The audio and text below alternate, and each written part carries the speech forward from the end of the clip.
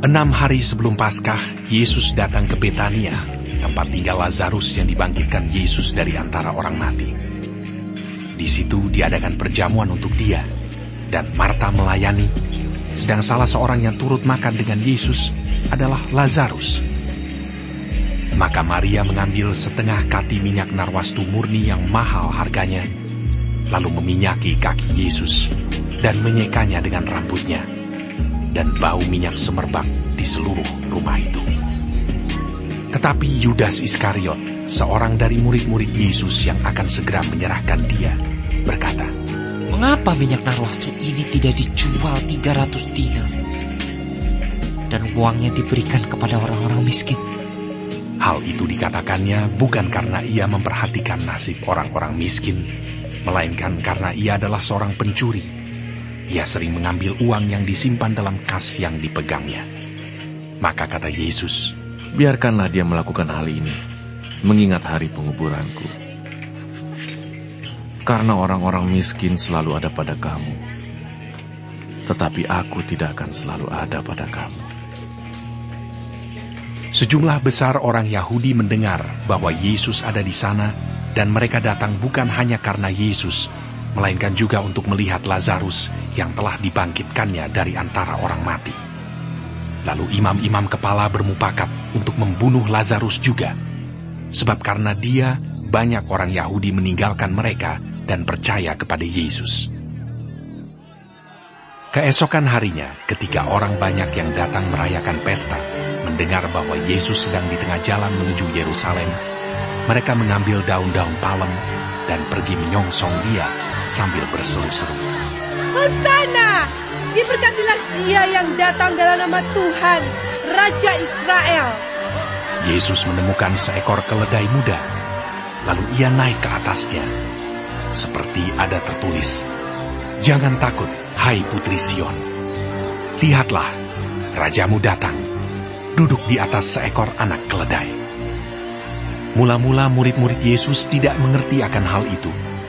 Tetapi sesudah Yesus dimuliakan, teringatlah mereka bahwa nas itu mengenai dia, dan bahwa mereka telah melakukannya juga untuk dia.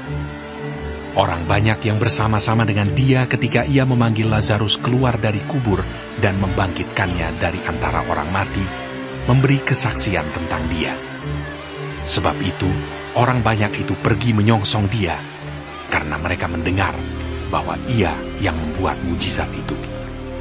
Maka kata orang-orang Farisi seorang kepada yang lain, "Kamu lihat sendiri bahwa kamu sama sekali tidak berhasil. Lihatlah, seluruh dunia datang mengikuti dia." Di antara mereka yang berangkat untuk beribadah pada hari raya itu, terdapat beberapa orang Yunani.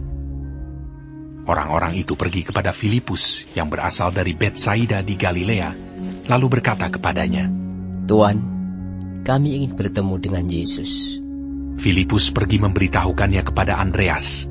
Andreas dan Filipus menyampaikannya pula kepada Yesus. Tetapi Yesus menjawab mereka, katanya, "Telah tiba saatnya Anak Manusia dimuliakan.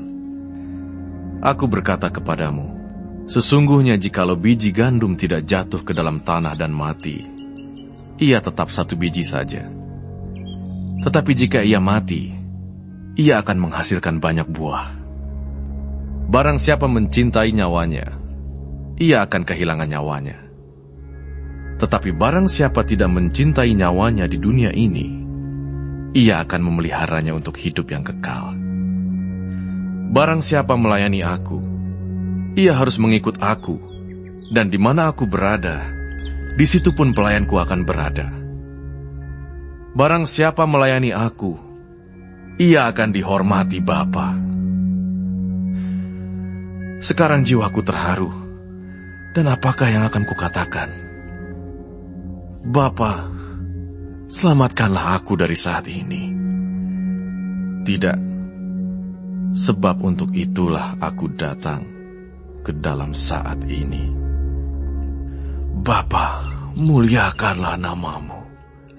Maka terdengarlah suara dari sorga, "Aku telah memuliakannya, dan aku akan memuliakannya." Orang banyak yang berdiri di situ dan mendengarkannya berkata bahwa itu bunyi guntur.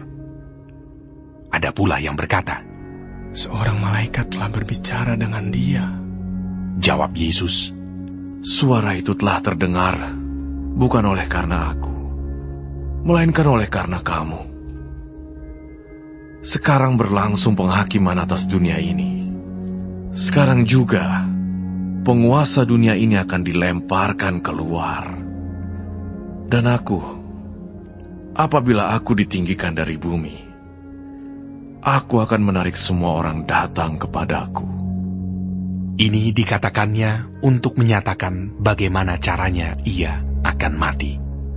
Lalu jawab orang banyak itu, "Kami telah mendengar dari hukum Taurat bahwa Mesias tetap hidup selama-lamanya. Bagaimana mungkin engkau mengatakan bahwa anak manusia harus ditinggikan? Siapakah anak manusia itu?" Kata Yesus kepada mereka, Hanya sedikit waktu lagi terang ada di antara kamu. Selama terang itu ada padamu, percayalah kepadanya, supaya kegelapan jangan menguasai kamu. Barang siapa berjalan dalam kegelapan, ia tidak tahu kemana ia pergi. Percayalah kepada terang itu, selama terang itu ada padamu, supaya kamu menjadi anak-anak terang. Sesudah berkata demikian, Yesus pergi bersembunyi dari antara mereka. Dan meskipun Yesus mengadakan begitu banyak mujizat di depan mata mereka, namun mereka tidak percaya kepadanya, supaya genaplah firman yang disampaikan oleh Nabi Yesaya. Tuhan, siapakah yang percaya kepada pemberitaan kami? Dan kepada siapakah tangan kekuasaan Tuhan dinyatakan? Karena itu mereka tidak dapat percaya, sebab Yesaya telah berkata juga, Ia telah membutakan mata dan mendegilkan hati mereka, supaya mereka jangan melihat dengan mata dan menanggap dengan hati, lalu berbalik sehingga aku menyembuhkan mereka. Hal ini dikatakan oleh Yesaya karena ia telah melihat kemuliaannya dan telah berkata-kata tentang dia. Namun banyak juga di antara pemimpin yang percaya kepadanya. Tetapi oleh karena orang-orang Farisi, mereka tidak mengakuinya berterus terang, supaya mereka jangan dikucilkan.